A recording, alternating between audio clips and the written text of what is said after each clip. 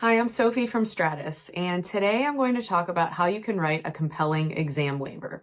So there are a lot of reasons why someone might want to get a test waiver.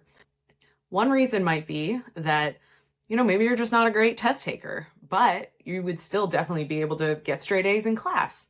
Another reason might be that you just don't really have an at-home setup for studying and taking a virtual exam. Or maybe your current job is just so demanding that you don't even have time to study for the test.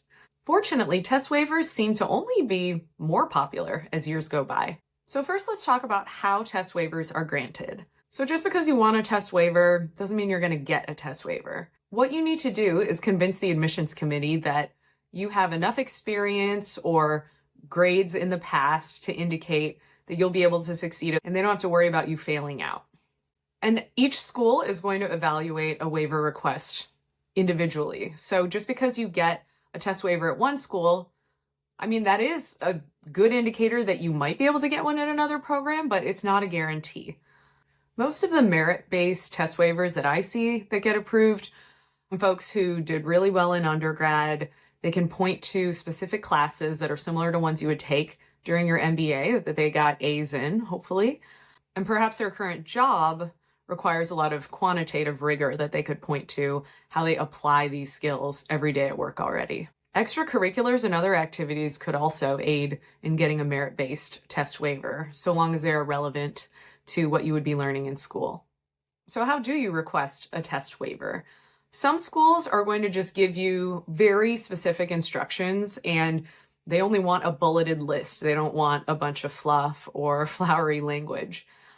Other schools just say, send in your request in this many words or fewer. And in that case, you might want to use the following template.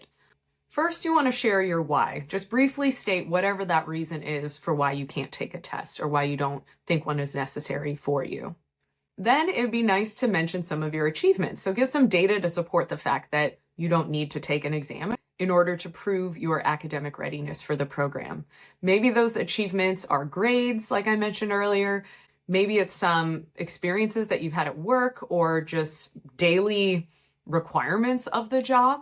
Or perhaps you have a certificate or graduate degrees or any night school potentially that you've done. Basically anything that shows verbal, quantitative, or critical reasoning prowess is going to be something useful to add here. Next, you're going to want to give them some data to support the fact that you just said you don't need to take an exam. So what are some achievements you can point to? That might look like your academic GPA. It could be relevant previous coursework that's very similar to what you would take in your MBA, any achievements that you've garnered professionally. Certifications are great too. Basically anything that encompasses verbal, quant, and critical reasoning readiness. Next, you're going to want to talk about how you apply these skills at work. Anything that can help you prove competence in your skills. I know a lot of people are in Excel a lot, doing a lot of quant-heavy modeling. That's something worth mentioning. Or perhaps you had a particularly hairy challenge at work that you needed to critically reason your way through. That's something you could explain here as well. Keep it simple. At that point, you can wrap it up and just thank the admissions committee for their time and just politely request that they weigh your accomplishments against their requirement for an exam.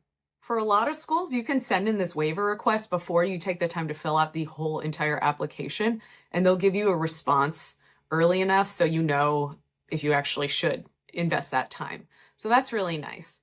In that sense, you almost have nothing to lose because the waiver request is so much shorter than filling out the entire application. And once you submit your waiver, if that's approved, schools do not care about your test. They're not going to ask you for one. They're not going to look at, any previous scores you have, even if you already submitted it to the school. I actually had a client who submitted a score that she wasn't happy with. It was a little bit below the school's median. And then she wanted to submit a waiver request. So she did that. They approved it. And then she got in and they offered her scholarship money. So that actually worked out great. And you should just know that if you're in that position, it's not too late to submit a test waiver request. Well, that wraps it up for today. If you are looking for any support on your MBA journey as you're filling out your applications, feel free to reach out to any of us here at Stratus for a free 30-minute consultation. Good luck.